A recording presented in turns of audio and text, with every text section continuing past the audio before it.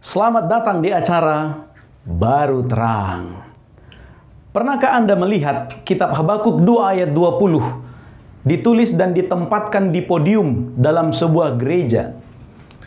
Saya mencoba menerka, tujuannya adalah ketika seseorang datang ke gereja dalam perbaktian dan membaca ayat itu, maka dia akan memilih untuk duduk tenang dan diam selama perbaktian berlangsung. Tujuannya yang baik, bahwa memang setiap orang yang datang dalam perbaktian harus tenang selama perbaktian itu berlangsung. Tapi tahukah Anda, Habakuk sama sekali bukan berbicara tentang keadaan duduk diam dalam perbaktian di sebuah tempat ibadah.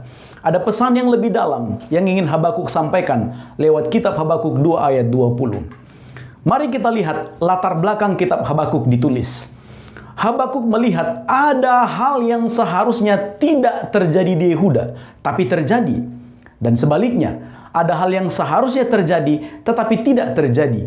Habakuk bingung dengan apa yang sedang dia lihat. Di Yehuda, moral masyarakat itu hancur. Banyak terjadi kejahatan, ketidakadilan, perpecahan, dan peperangan.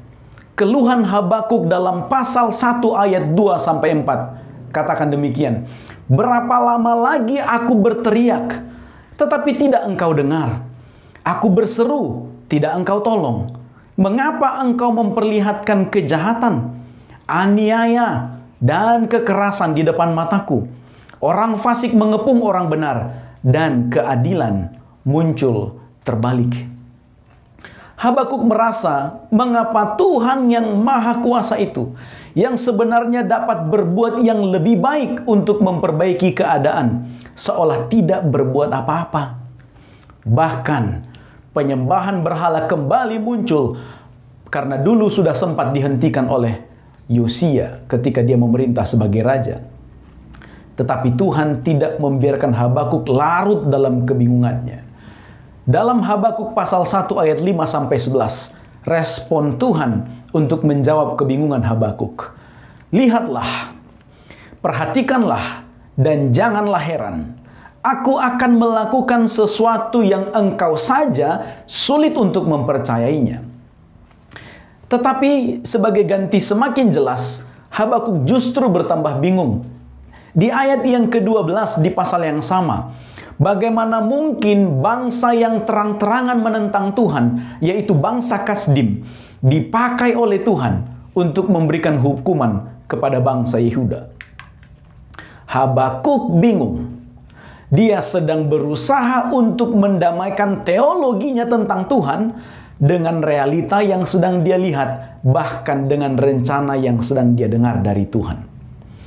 Namun di pasal 2 ayat 1, Habakuk mencoba memasrahkan sepenuhnya kepada keputusan Tuhan.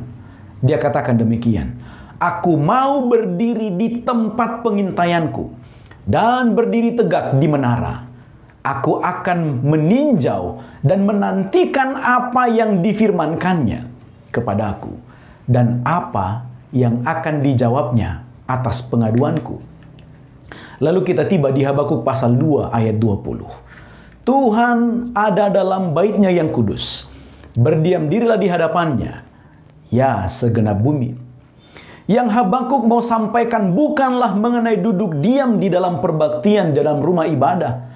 Namun Habakuk ingin menyampaikan bahwa ketika Anda hendak berbicara, dan semua isi pembicaraan Anda hendak meragukan Tuhan dan kuasanya, lebih baik diam. Jangan sekali-kali pembicaraan dan jalan pikiran kita digiring untuk meragukan Tuhan, karena Tuhan bukan untuk diragukan. Penekanan Habakuk 2 ayat 20 sebenarnya ada di ayat yang keempat. Orang benar akan hidup oleh percayanya. Apa yang kita percayai? Kita harus percaya bahwa Tuhan ada, Tuhan berkuasa, Tuhan melihat keadaan yang terjadi saat ini.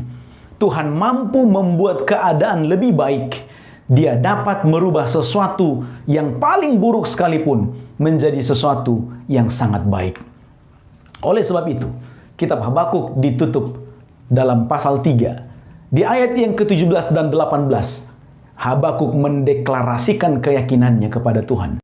Sekalipun pohon ara tidak berbunga, pohon anggur tidak berbuah, hasil pohon zaitun mengecewakan, sekalipun ladang-ladang tidak menghasilkan bahan makanan, kambing domba terhalau di kurungan, dan tidak ada lembu sapi dalam kandang. Namun aku, kata Habakuk, akan bersorak-sorak di dalam Tuhan, beria-ria di dalam Allah yang menyelamatkan aku. Bangsa Yehuda bergantung atas semua hal-hal yang tadi di ayat 17 dan 18. Dan sekalipun itu semua tidak ada, sekalipun itu semua lenyap karena penyerbuan orang Kasdim, tapi Habakuk menaruh percaya kepada Tuhan yang akan menyelamatkannya. Habakuk diawali dengan kebingungan, namun diakhiri dengan keyakinan penuh. Ini bukan terang baru, tapi baru terang. Tuhan memberkati.